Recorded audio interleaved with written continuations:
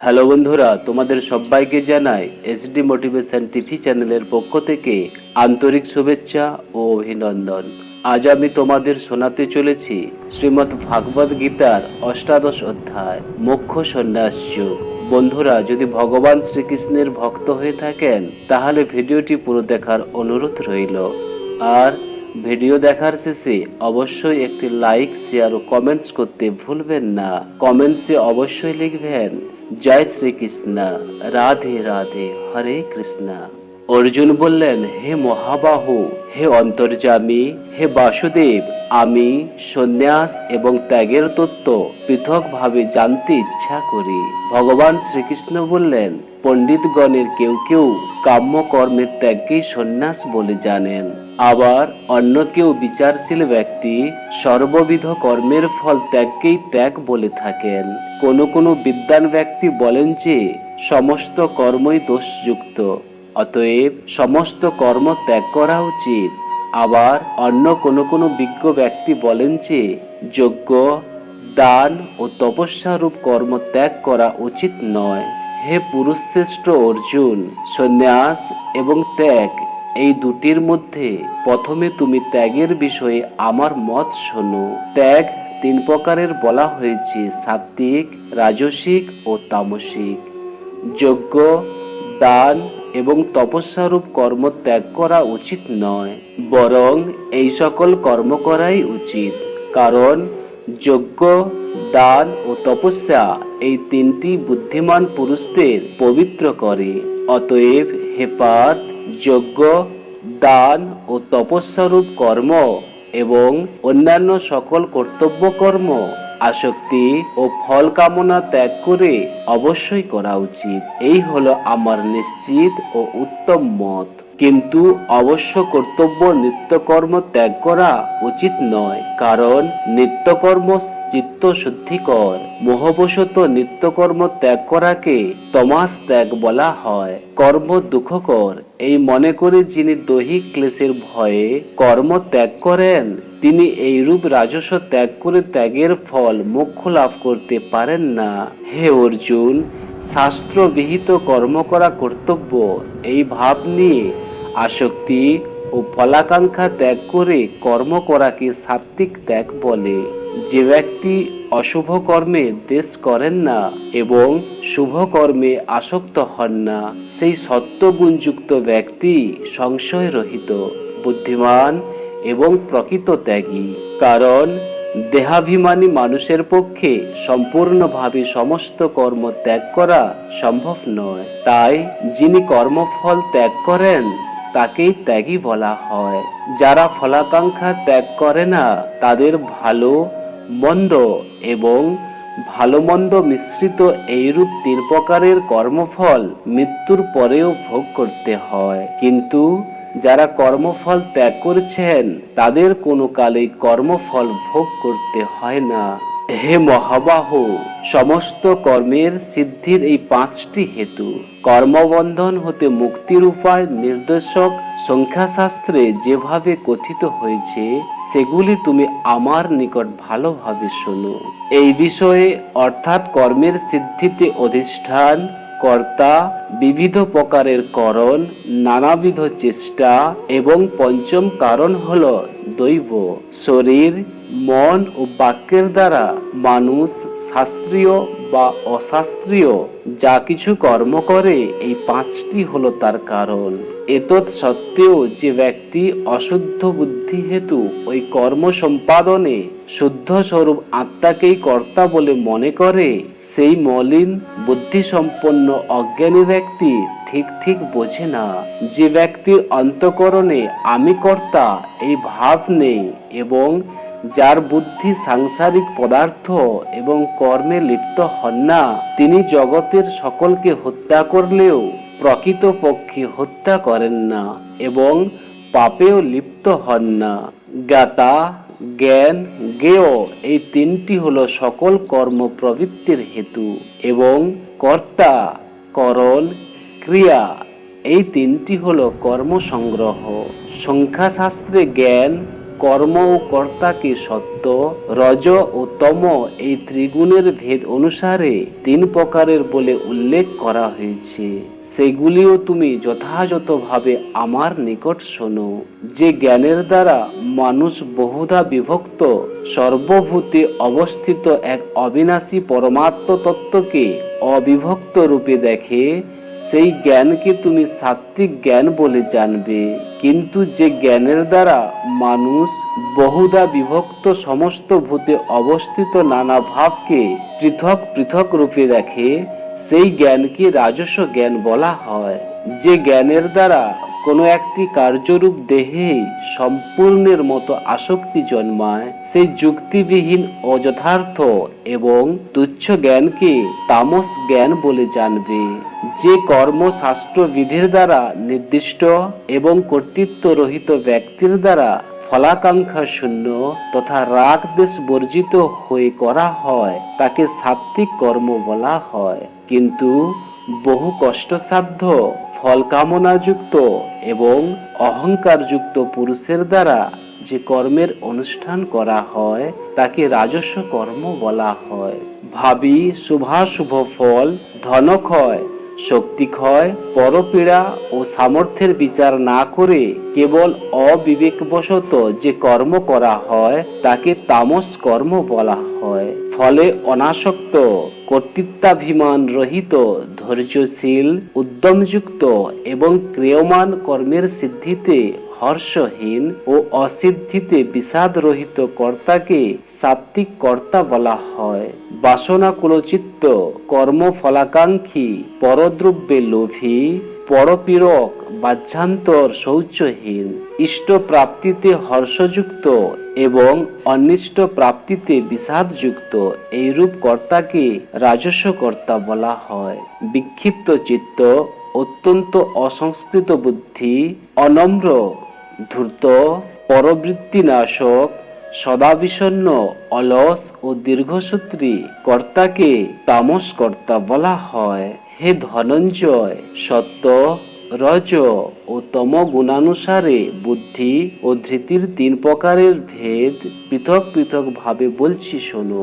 হে পার্থ, যে বুদ্ধির দ্বারা প্রবৃত্তি ও নিবৃত্তি, কর্তব্য ও অকর্তব্য, ভয় ও অভয়, বন্ধন ও মোক্ষ ঠিকমতো বুঝতে পারা যায়, তা হলো সাত্ত্বিকী বুদ্ধি। হে পৃথানন্দন, যে বুদ্ধি ধর্ম, অধর্ম এবং কর্তব্য অকর্তব্য সম্বন্ধে যথাযথ জানে না, তা হলো রাজসিক বুদ্ধি। হে পার্থ, যে বুদ্ধি তমগুণে সমাবৃত হয়ে অধর্মকে ধর্ম মনে করে এবং সমস্ত বিষয়েই বিপরীত অর্থ করে, তা হলো তামসী বুদ্ধি। হে পার্থ, যে অব্যভিচারিণী ধারণা শক্তিতে মানুষ ধ্যানযোগের দ্বারা মন প্রাণ ইন্দ্রিয়াদির ক্রিয়া ধারণ করে, তাকে সাত্ত্বিকী ধৃতি বলে।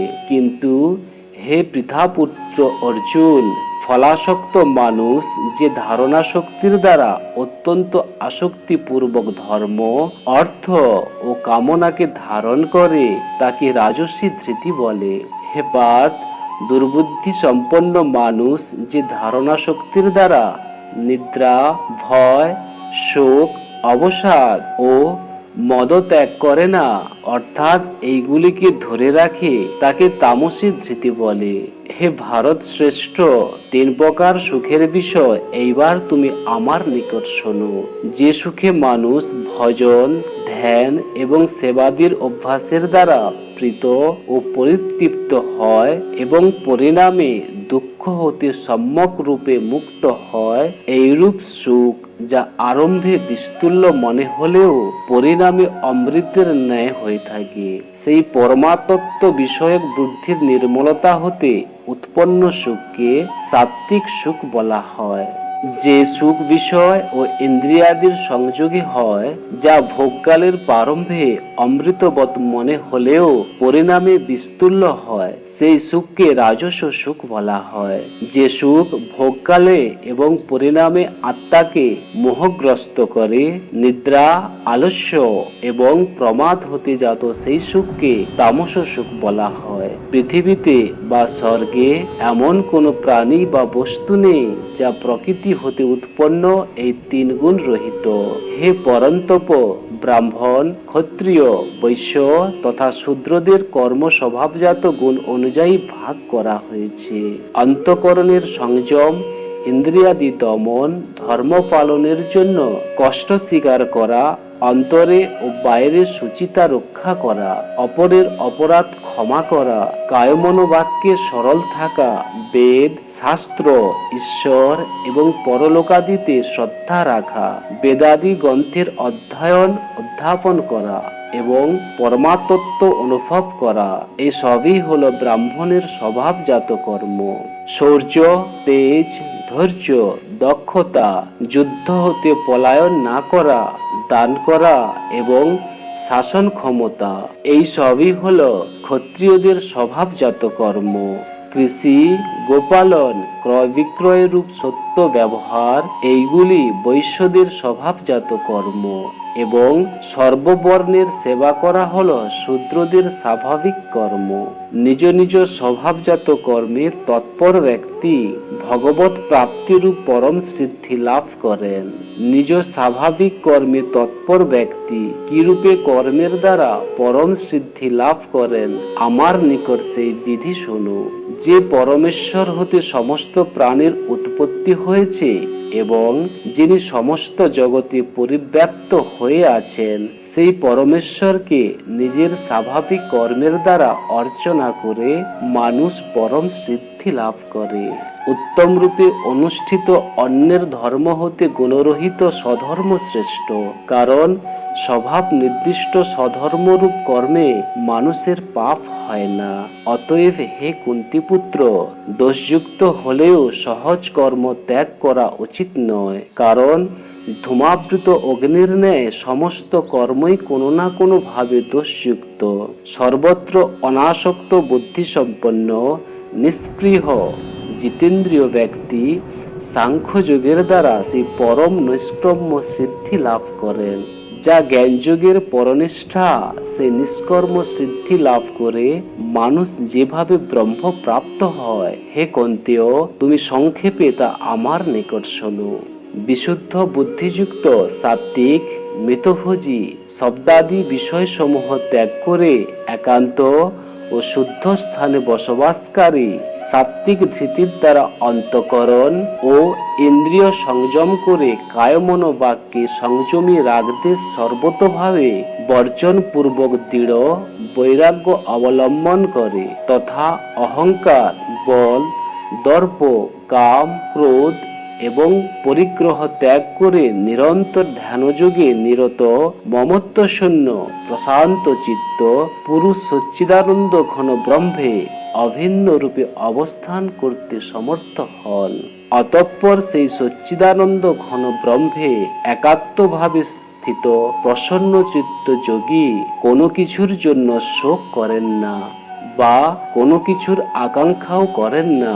এইরূপ সর্বভূতে সমভাবযুক্ত যোগী আমার পরাভক্তি লাভ করেন।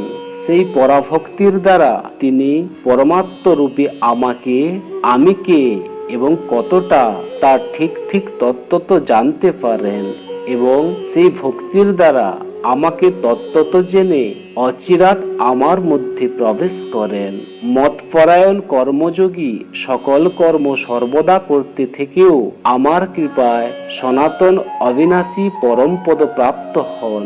সমস্ত কর্ম মনে মনে আমাকে সমর্পণ করে সমবুদ্ধি রূপ যোগ অবলম্বন করে মতপরায়ণ হয়ে নিরন্তর আমাতে চিত্ত রাখো।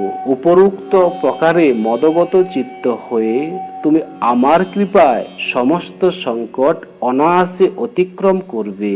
আর যদি অহংকার বশত আমার কথা না শোনো তবে বিনষ্ট হবে, অর্থাৎ পরমার্থ হতে ভ্রষ্ট হবে। তুমি অহংকার বশত মনে করছো যে যুদ্ধ করবে না, কিন্তু তোমার এই সিদ্ধান্ত মিথ্যা, কারণ তোমার স্বভাবই জোর করে তোমাকে যুদ্ধে প্রবৃত্ত করাবে।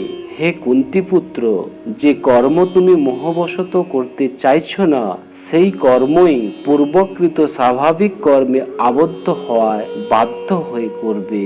হে অর্জুন, শরীর রূপ যন্ত্রে আরূঢ় সকল প্রাণীকে অন্তর্যামী পরমেশ্বর তাদের কর্ম অনুসারে নিজ মায়ার দ্বারা চালিত করে সকল প্রাণীর হৃদয়ে স্থিত রয়েছেন। হে ভারত, তুমি সর্বতোভাবে সেই পরমেশ্বরেরই শরণাগত হও। তার কৃপাতেই তুমি পরম শান্তি এবং সনাতন পরম ধাম প্রাপ্ত হবে। এইভাবে গুচ্ছ হতে অতি গুচ্ছ জ্ঞান আমি তোমাকে বললাম। এখন তুমি এই রহস্যময় জ্ঞানকে ভালোভাবে বিচার করে যেমন চাও তেমন করো। সর্বাপেক্ষা গোপনীয় হতেও অতিশয় গোপনীয় আমার পরম রহস্যময় কথা আবার শোনো। তুমি আমার অত্যন্ত প্রিয়, তাই এই পরম হিতকারক বাক্য তোমাকে পুনরায় বলবো। হে অর্জুন, তুমি আমার প্রতি মনোযুক্ত হও, আমার ভক্ত হও, আমার পূজা করো এবং আমাকে নমস্কার করো। আমি সত্য প্রতিজ্ঞা করছি যে এই রূপ করলে তুমি আমাকেই প্রাপ্ত হবে, কারণ তুমি আমার অত্যন্ত প্রিয়। সমস্ত ধর্ম অর্থাৎ সমস্ত কর্তব্য কর্ম আমাতে অর্পণ করে তুমি সর্বশক্তিমান সর্বাধর পরমেশ্বর রূপ একমাত্র আমার শরণ গ্রহণ করো। আমি তোমাকে সমস্ত পাপ হতে মুক্ত করব, তুমি শোক করো না। এই গীতারূপ রহস্যময় উপদেশ কখনো তপস্যাহীন, ভক্তিহীন এবং শুনতে অনিচ্ছুক ব্যক্তিদের বলবে না। আর যারা আমার প্রতি দোষ দৃষ্টি রাখে তাদের তো কখনো বলবে না। যিনি আমার প্রতি পরম ভক্তিপূর্বক এই পরম গুহ্য গীতাশাস্ত্র আমার ভক্তগণের নিকট বলবেন তিনি আমাকেই প্রাপ্ত হবেন, এতে কোনো সন্দেহ নেই। মানুষের মধ্যে তার অপেক্ষা প্রিয় কর্মকারী আমার আর কেউ নেই এবং পৃথিবীতে তার অপেক্ষা আমার প্রিয় ভবিষ্যতে কেউ হবেও না।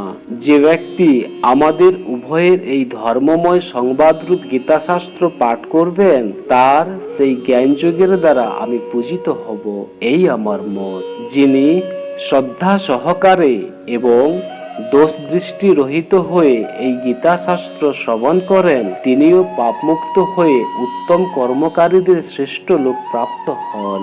হে পার্থ, তুমি কি এই গীতাশাস্ত্র একাগ্র মনে শুনেছ?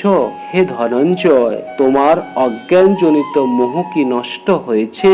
অর্জুন বললেন, হে অচ্যুত, আপনার কৃপায় আমার মোহ দূর হয়েছে এবং আমি স্মৃতি ফিরে পেয়েছি।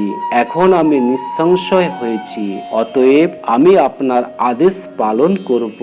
সঞ্জয় বললেন, এই রূপে আমি ভগবান শ্রী বাসুদেব এবং অর্জুনের এই অদ্ভুত রহস্যময় ও রোমাঞ্চকর কথোপকথন শুনেছি।